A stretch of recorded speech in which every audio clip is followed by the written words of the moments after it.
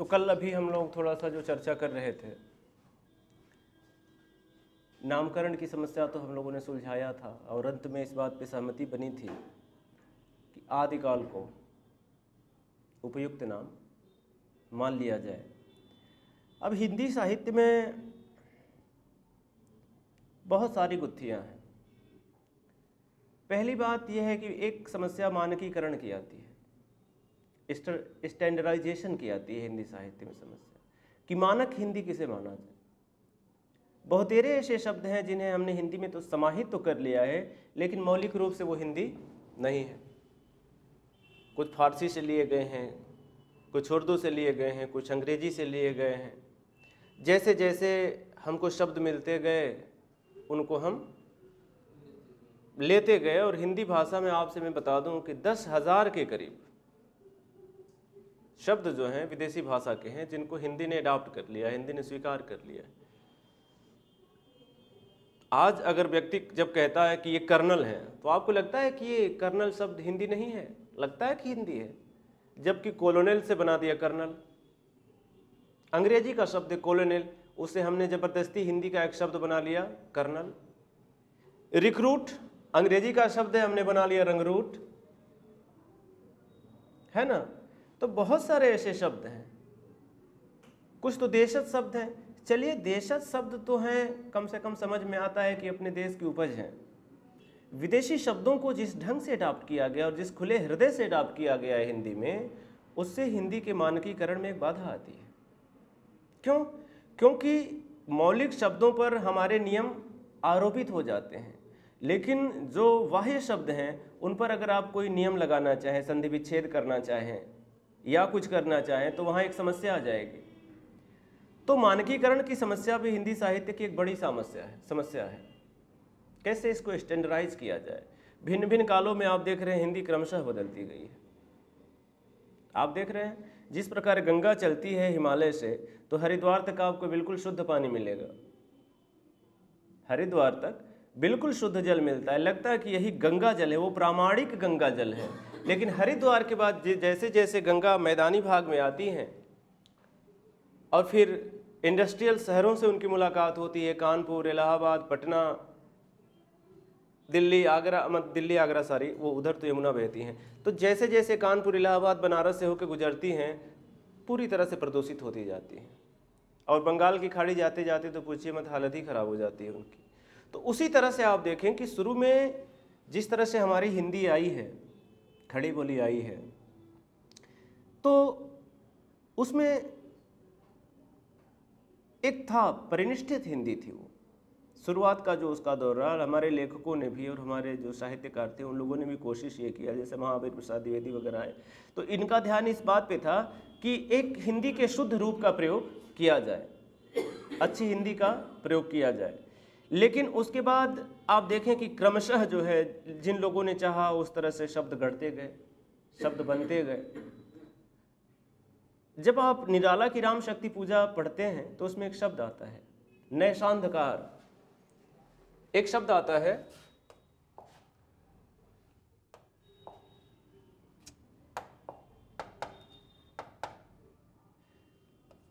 नैशांधकार। ये बताइए ये शब्द सही है कि गलत है?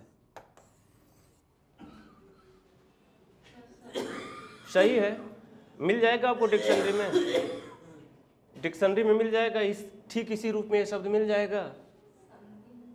कैसे मिलेगा ये बताइए? नैश नाम का कोई उपसर्ग है क्या हिंदी में?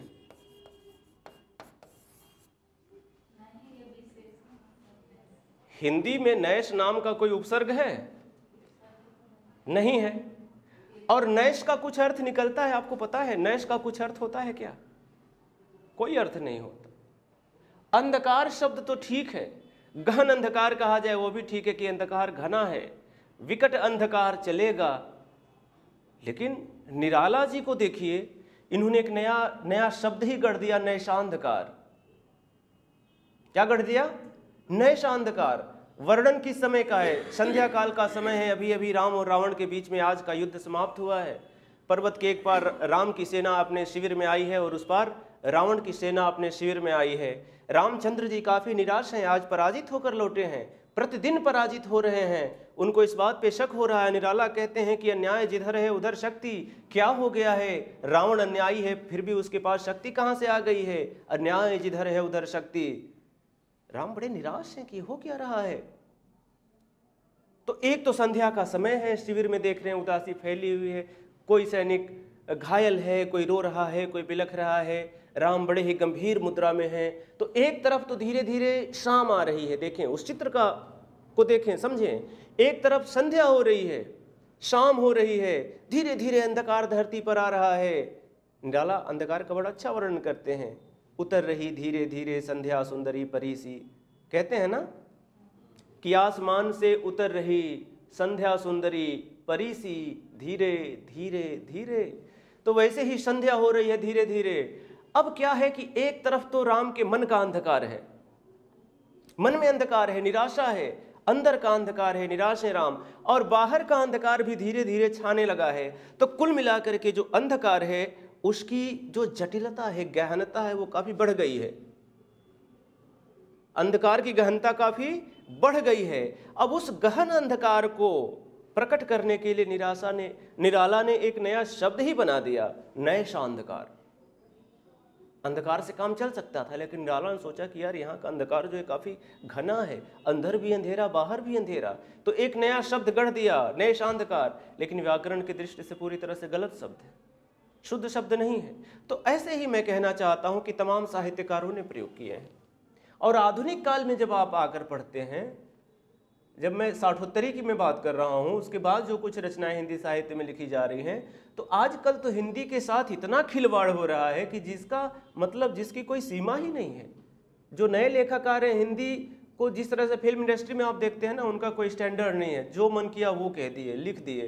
तो ठीक फिल्म इंडस्ट्री की तरह, और कुछ लेखक कथाकार तो आपको बताऊं कि वो फिल्म इंडस्ट्री से संबंधित भी हैं, फिल्म इंडस्ट्री से उनका संबंध है।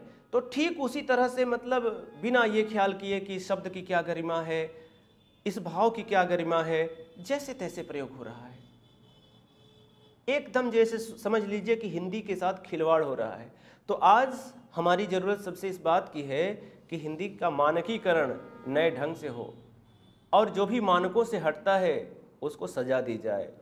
साहित्यकारों का भी एक संघ बने, साहित्यकारों की भी एक अदालत बने कि जो भी हमारे साहित्यिक मानकों से हटेगा, स्टैंडर्ड से हटेगा, हमारे प्रतिमान से हटेगा, वो दंडित किया जाएगा।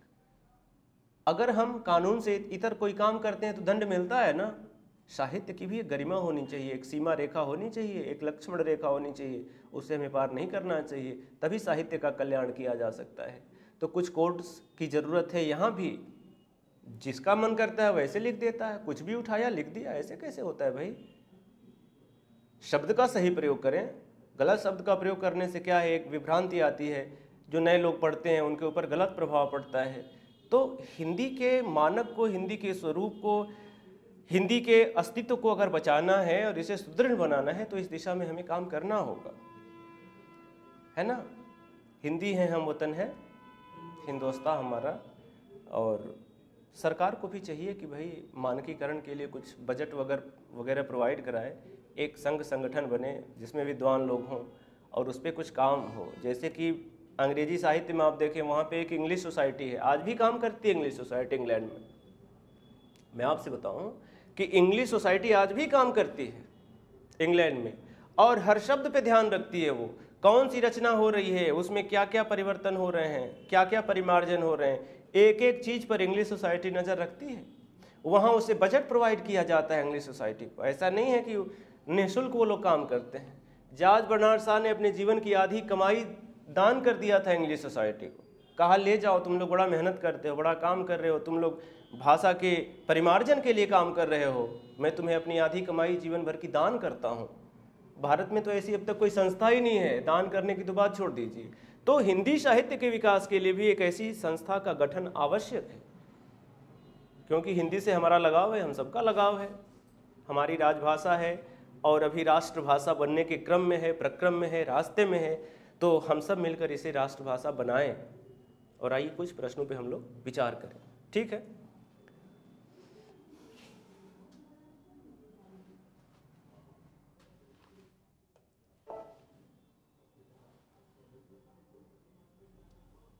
अधिकांश साहित्य इतिहासकारों के अनुसार हिंदी के प्रथम कवि हैं। स्पष्ट दिख रहे हैं, अगर आप लोग थोड़ा भी पढ़े होंगे तो दिख जाएंगे। बताइए प्रथम कवि किसको माना गया है? सरहपाद। बिल्कुल सही जवाब है, बिल्कुल ही सही जवाब है, सरहपाद। प्रथम कवि सरहपाद।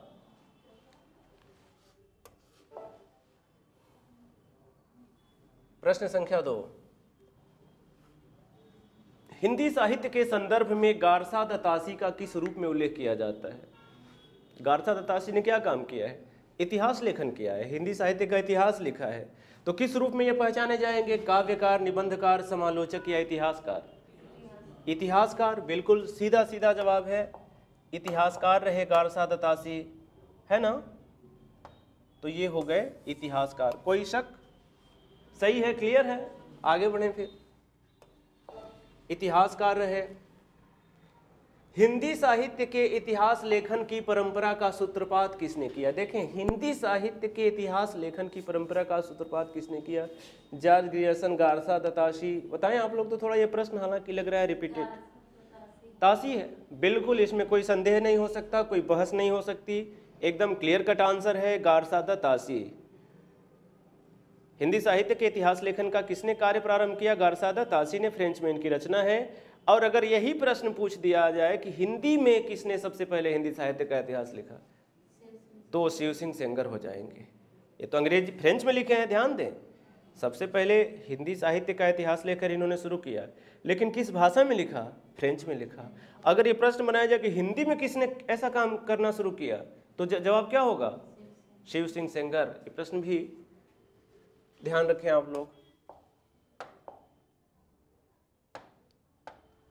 तो सही जवाब होगा गारसा दत्तासी। क्लियर है? आगे बढ़ जाएं फिर। इस पे कोई बहस, कोई व्याख्या की जरूरत ही नहीं है। हिंदी साहित्य के इतिहास ग्रंथ हिंदी साहित्य विमर्श के लेखक है। बताइए तो आप, हिंदी साहित्य विमर्श किसने लिख दिया? विमर्श वियोगी हरि सूर्यकांत शास्त्री, हजार प्रसाद द्विवेदी।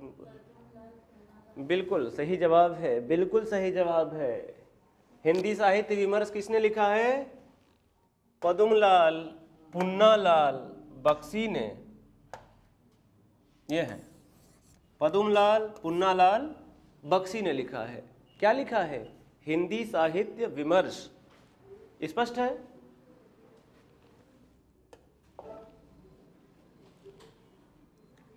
हिंदी नवरत्न के लेखक हैं। हिंदी नवरत्न किसने लिख दिया? नवरत्न। सही जवाब है, बिल्कुल सही जवाब है। मिश्र बंधु हैं हिंदी नवरत्न के लेखक। सही है, बिल्कुल सही जवाब। हिंदी नवरत्न के लेखक हैं मिश्र बंधु। सही जवाब है, बिल्कुल सही जवाब है, मिश्र बंधु। अब आगे देखें, सूची मिलाना है। देखिए आगे इस तरह के प्रश्न बड़े अच्छे लगते हैं, समझ लीजिए। और ऐसे प्रश्नों में अक्सर एक प्रश्न तो मान के चलिए ऐसा दे ही देता है। आज इन्होंने काम सही किया है क्या? सही किया, आज इन्होंने काम सही किया। देखिए कोडिंग सही बनाई है। तो आचार्य राम इधर दिया है, अच्छा रचनाएं इधर हैं। तो देखिए प्रारंभिक काल, वीरगाथा काल, सिद्ध सामंत काल और आदिकाल। एक एक को क्रम से मिलाते हैं। आदिकाल किसने लिखा है? हजारी प्रसाद द्विवेदी ने। मैंने आदिकाल कहा हजारी प्रसाद द्विवेदी ने। तो 2 नंबर पे है हजारी प्रसाद दी। ये किसका नंबर क्या है? 4 है ना? तो लिख दीजिए यहाँ पे 4। यहाँ पे हमने लिख दिया द्विवेदी जी के यहाँ 4 नंबर। सही है, इन्होंने आदिकाल कहा। अब देखिए वीरगाथा काल शुक्ल जी कहते हैं ना, तो शुक्ल जी हैं 1 नंबर पे। तो यहाँ क्या लिखा जाएगा? 2 लिखा जाएगा। वीरगाथा काल हो गया, इनका भी उत्तर मिल गया। सिद्ध सामंत काल किसने कहा? सांकृत्यायन ने कहा। तो इनका नंबर 3 यहाँ भी, 3 यहाँ भी, तो ये 3 नंबर पे हो गए। और मिश्र बंधुओं ने कहा प्रारंभिक काल, 1 नंबर आ जाएगा यहाँ पे। क्रम क्या बन रहा है? 2 4 3 1, 2 4 3 1। सही जवाब क्या होगा? डी। सही जवाब होगा डी। क्लियर है?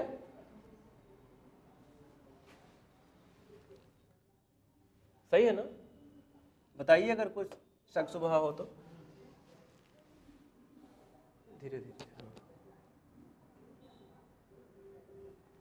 आचार्य रामचंद्र शुक्ल ने हिंदी साहित्य का इतिहास के आधुनिक गद्य साहित्य परंपरा का प्रवर्तन के अंतर्गत प्रथम उत्थान की कालावधि निर्धारित की है। मतलब जो गद्य साहित्य का जब वो वर्णन कर रहे हैं तो उसमें प्रथम उत्थान कब मान रहे हैं? 1950।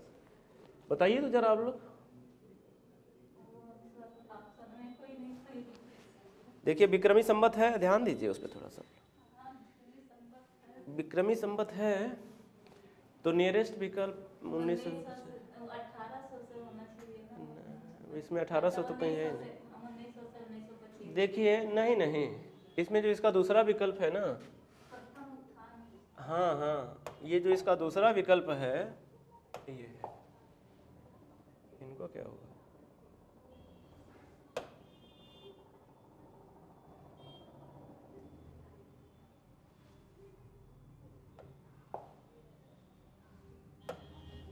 कहाँ चला गया अब मेरा सब? फाइल में जाएं? चलिए फाइल में जा रहा हूँ। चलो क्या करें? एक्टिव सिग्नल लाइव रिव्यू बुलाएं क्या आपने? इंजीनियर को बुलाएं? कुछ नहीं हो रहा है। चल थोड़ा सा होम में आते हैं, सब हम मंगा लेंगे। फाइल में फिर से प्रश्न आएंगे, चलिए कोई दिक्कत नहीं। मल्टीबूट और ये अपना है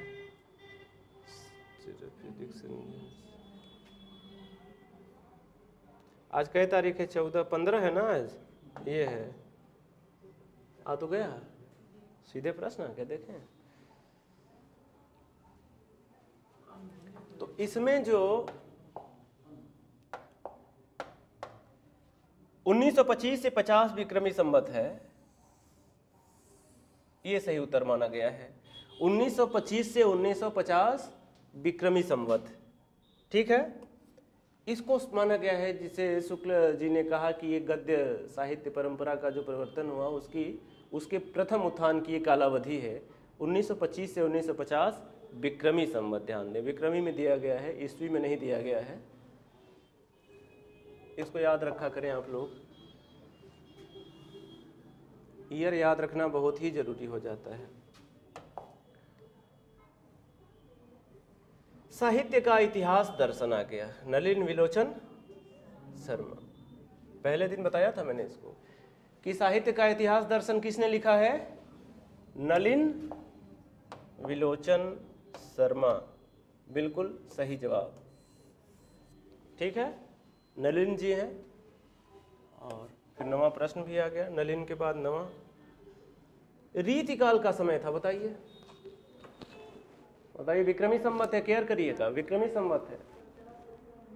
सही जवाब है, सही जवाब है, बिल्कुल सही जवाब है इस बार। 1700 से 1900 विक्रमी संवत, ये रीतिकाल का समय है। विक्रमी संवत में दिया गया है 1700 से 1900 विक्रमी संवत, ठीक है।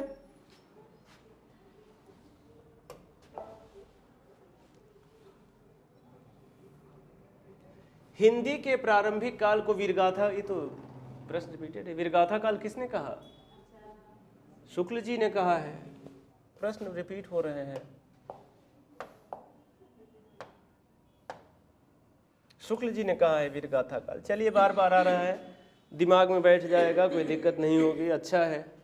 जितना प्रैक्टिस हो जाए हर प्रश्न पे उतना कम है, प्रैक्टिस से वो दिमाग में बैठता है। आदिकाल हो गया ना,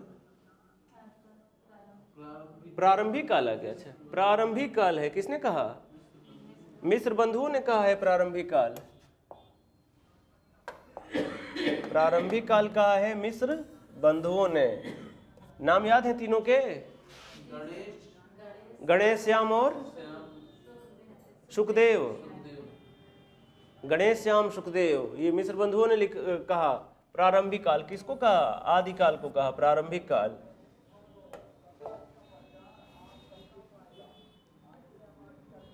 आदिकाल को बीज वपन काल नाम किसने दिया? बढ़िया प्रश्न। हाँ, सही जवाब है, बिल्कुल सही जवाब है। बीज वपन काल किसने कहा? महावीर प्रसाद द्विवेदी ने। आदिकाल को बीज वपन काल कहते हैं महावीर प्रसाद द्विवेदी, बिल्कुल सही जवाब है। जैसे देखिए कांग्रेस का इतिहास जो है उसमें जो 1885 से 1905 का काल है 20 साल, तो उसको कहा गया है सीड पीरियड ऑफ कांग्रेस। 1885 से जो 1905 तक का काल है कांग्रेस के इतिहास का, उसको क्या कहा गया है? सीड पीरियड ऑफ कांग्रेस, मतलब वो कांग्रेस का बीजारोपण काल है।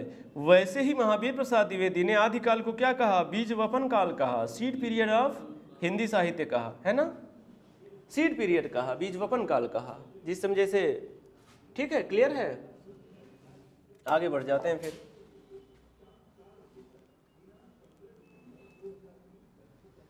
रीति काल को अलंकृत काल किसने कहा है? मिश्र बंधुओं ने कहा है, बिल्कुल सही जवाब है। मिश्र बंधुओं ने अलंकृत काल नाम दिया है। एकदम आज सीधे सीधे प्रश्न मिल रहे हैं। आज के प्रश्न अभी भी एक भी तार्किक प्रश्न अब तक नहीं मिला है, सब के सब वो आपके मिल रहे हैं, सीधे प्रश्न, एकदम स्ट्रेट क्वेश्चंस मिल रहे हैं, और ऐसे ही प्रश्न पूछे भी जाते हैं। चलिए, हिंदी में हिंदी, ये कैसा प्रश्न आ गया? अच्छा, हिंदी में हिंदी साहित्य का इतिहास सबसे पहले किसने लिखा है? चर्चा हुई थी क्या अभी थोड़ी देर पहले? चर्चा हुई थी अभी इसकी। हिंदी में हिंदी साहित्य का इतिहास सबसे पहले किसने लिखा? शिव सिंह सेंगर ने लिखा। अभी हम लोग इसकी चर्चा कर चुके हैं। शिव सिंह सेंगर।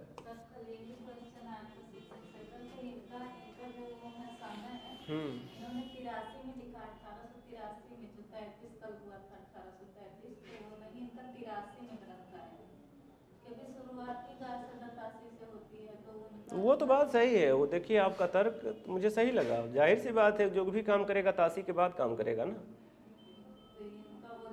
तो टाइमिंग जो है, तो वो विकल्प भी मुझे थोड़ा उस पर भी ध्यान देना पड़ेगा। क्या है ना कि बहुत सारे प्रश्न ऐसे आते हैं जिनमें या तो विकल्प ही प्रश्नों में गलत रहता है। कभी कभी क्या होता है कि जो आयोग है वो गलत उत्तर को ही सही उत्तर मान लेता है। ये समस्या हमेशा बनी रही है।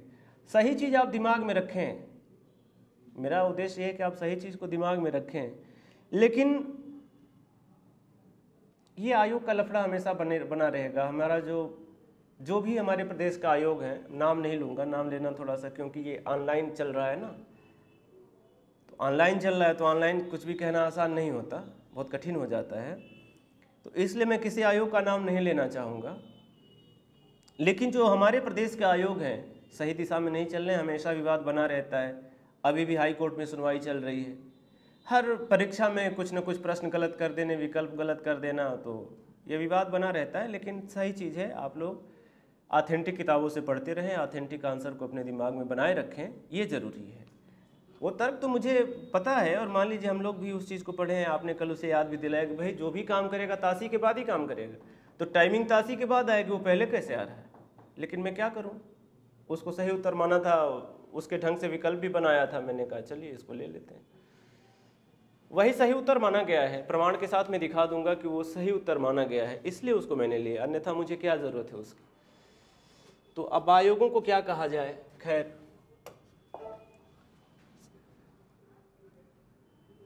हो गया ना ये तो।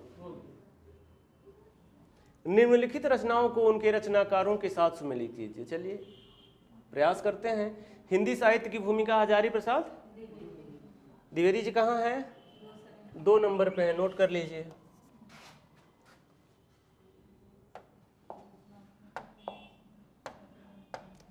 दो नंबर आ गया।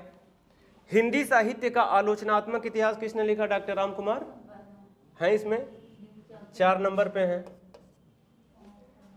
उत्तरी भारत की संत परंपरा, ये हैं परशुराम चतुर्वेदी, 1 नंबर पे हैं। ये देखिए, उत्तरी भारत की संत परंपरा किसने लिखा? परशुराम चतुर्वेदी ने लिखा, 1 नंबर आ गया। फिर हिंदी साहित्य का दूसरा इतिहास सभी लोग जानते हैं, किसने लिखा? बच्चन सिंह ने लिखा, किस नंबर पे हैं? 3 नंबर पे हैं। मिला दीजिए, 2 4 1 3, 2 4 1 3, ये है सही, बी उत्तर सही है इसका। इसका भी उत्तर सही है। क्लियर है? बिल्कुल सही है।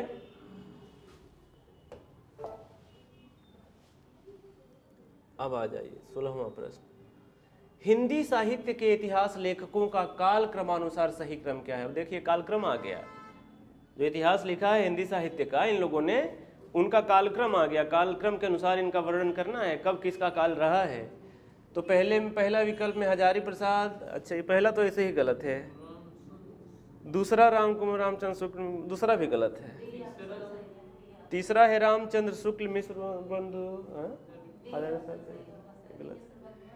डी में क्या है? मिश्र बंधु, फिर रामचंद्र शुक्ल, फिर राम कुमार वर्मा, ये सही है। डी सही है, बिल्कुल आपने सही कहा है। देखिए पहले मिश्र बंधु का काल आएगा, तब रामचंद्र शुक्ल जी आते हैं, तब राम कुमार वर्मा आते हैं और तब अंत में आते हैं हजारी प्रसाद द्विवेदी। इसलिए डी उत्तर बिल्कुल सही चुना आपने। सही है, बिल्कुल सही है, डी उत्तर सही है। मिश्र बंधु आएंगे, रामचंद्र शुक्ल आएंगे, फिर वर्मा जी आ जाते हैं, फिर हजारी प्रसाद द्विवेदी आते हैं। ये क्रम सही है। चलें आगे बढ़ें।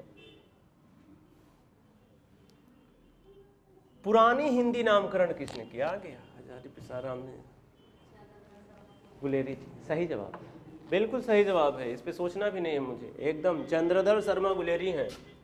पुरानी हिंदी नामकरण किसने किया है? चंद्रधर शर्मा गुलेरी ने किया है। पुरानी हिंदी, चंद्रधर शर्मा गुलेरी। इन साहित्य इतिहास ग्रंथों को उनके लेखकों के साथ सुमेलित कीजिए। देखते हैं, इसमें भी कोड मिलाते हैं। हिंदी साहित्य का नया इतिहास कौन है? बच्चन सिंह। विकल्प में तो हिंदी साहित्य का नया इतिहास में आएंगे 4 नंबर बच्चन सिंह।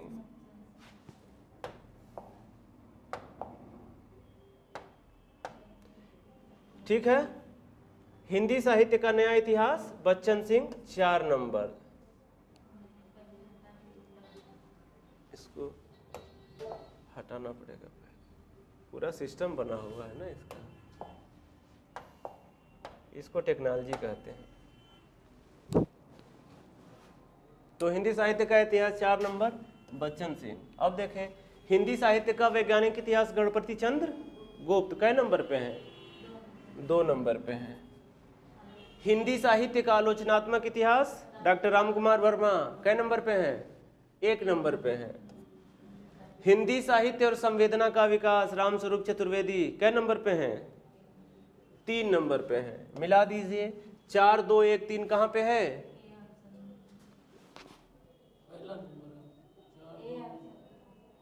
अरे तो ए में पहले भी 5 नंबर आ रहा है ना, ये देखिए 5 तो अच्छा, एक मिनट देखिए बच्चन सिंह नया इतिहास बच्चन सिंह में कहा, तो बच्चन सिंह को यहाँ 5 नंबर दे दिया गया, 4 होना चाहिए ना। ये यहाँ क्या होना चाहिए? 4 होना चाहिए।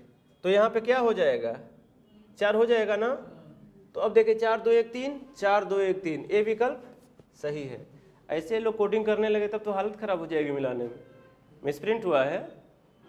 हाँ, हमारे जो टेक्निकल इंजीनियर हैं थोड़ा विद्वान व्यक्ति हैं, विद्वान हैं, गलतियाँ करते हैं, विद्वान लोग गलतियाँ करते ही हैं, है ना। तो हो जाता है, कोई दिक्कत नहीं, फिर भी हम लोग मिला ले रहे हैं, वरना कोडिंग वगैरह में प्रॉब्लम हो जाती है। तो ये क्लियर है ना, बिल्कुल स्पष्ट है। नया इतिहास बच्चन सिंह, वैज्ञानिक गणपति चंद्र गुप्त, आलोचनात्मक राम कुमार वर्मा और संवेदना का विकास रामस्वरूप चतुर्वेदी।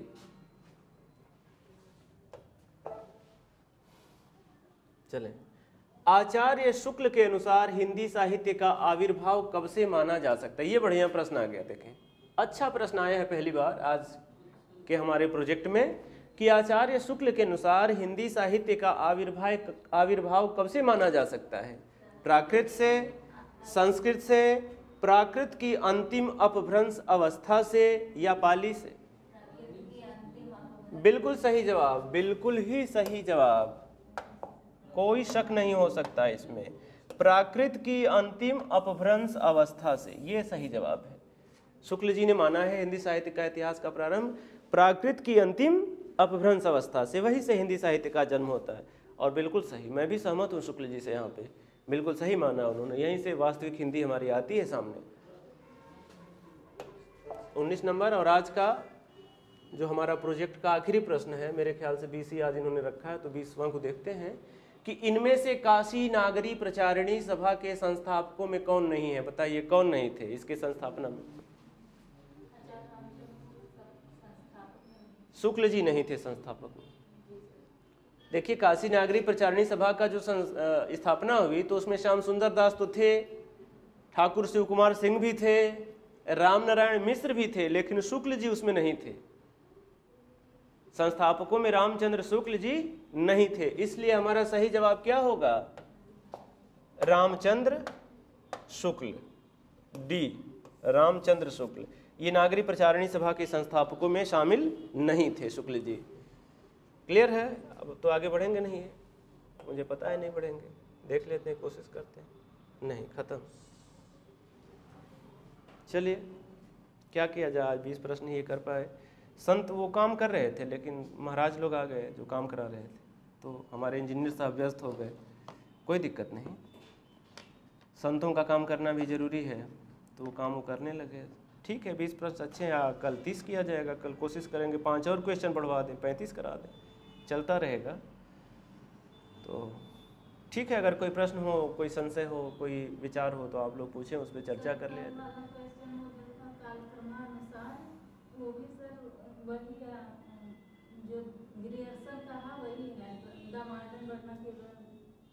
बिल्कुल सही। देखिए उन्होंने जो काम किया है, तासी ने जो काम किया है ना, वो वर्ण के अनुसार किया है कि जैसे कौन कवि है या कौन लेखक है, उसका नाम किस वर्ण से शुरू होता है, तो उसके अनुसार उन्होंने सजाया है कवियों को, लेखकों को। ठीक है, काल विभाजन की बात आती है तो कालक्रम के अनुसार कौन है? ग्रियर्सन है। ग्रियर्सन उसको मैनेज करते हैं, कालक्रम के अनुसार मैनेज करते हैं। लेकिन जो उत्तर मैंने देखा, आप कौन सी प्रकाशन का देखती हैं बताइए? अब देखिए तो मैं भी आपको दिखाऊंगा वो वाला, तो इसका मतलब ये उत्तर गलत मान रहा है ना? नहीं, लेकिन उसमें यही दिया किसमें? तो इसको जो मैं देख रहा हूँ, इसका मतलब ये उत्तर गलत दे रहा है। तब अब इस पर फिर मुकदमा करना पड़ेगा। मुकदमा क्या, वो तो थोड़ा सा जटिल प्रक्रिया है, लेकिन ये है कि अब इस पर उतना विश्वास नहीं किया जा सकता। काफ़ी गलत उत्तर दे रहा है, उसमें मुझे खुद भी संशोधन करना पड़ेगा, क्योंकि मेरा प्रयास ये रहेगा कि एक भी गलत उत्तर आप तक न पहुंचे, तो उसमें मुझे संशोधन करना होगा। बता रहे हैं, अभी बताते हैं आपको। बिल्कुल सही कहा आपने। आज जब आप कह रहे हैं तो देखिए मुझे तुरंत याद आया है कि जो तासी ने काम किया है वर्ण के अनुसार किया है कि किस कवि, या इसको मैं किस दिन बताया भी था, ये प्रश्न आया भी था। वर्ण क्रमानुसार उसने किया है, और काल के अनुसार किसने किया है? ग्रियर्सन ने किया है, और सीधा सीधा गलत उत्तर उसने मान दिया है, और उसके अकॉर्डिंग मैंने उसको आपसे नोट करा दिया था, तो उसको आप लोग थोड़ा सा रिप्लेस कर लें। अब नए सिरे से मैं फिर से एक बार उसका पुनरीक्षण करूंगा कि कितने गलत उत्तर वो दे रहा है ना, और फिर मिला जुला कर सही कोशिश करूंगा कि ऐसे गलत उत्तर ना आने पाए, सही ही आए। मैं वही पुस्तक ले रहा था, आपसे बताऊं, लेकिन बुक स्टॉल वालों का क्या हो सकता है, इस पे उनका परसेंटेज अधिक हो, तो उसने कहा कि ये बड़ा अच्छा चल रहा है, बड़ा अच्छा डिमांड है, खूब बिका है। अब मैं मोटा था भी, मैं कहा चलो इसी को दे दो, तो मैं उसको लेते आया। बड़े गलत उत्तर हैं उसमें। अब वो क्या है, सही है आपका बिल्कुल, वो जो प्रामाणिक देता है उसका भी वर्जन है, लेकिन मेरा उसका पुराना वर्जन है मेरे पास, लेकिन फिर भी बहुत सारी चीज़ें उसमें मिल जाएंगी। और देखिए इन सब चीज़ों से बहुत ज़्यादा बेहतर है कि हम किताबों से ऑथेंटिक आंसर खोजें।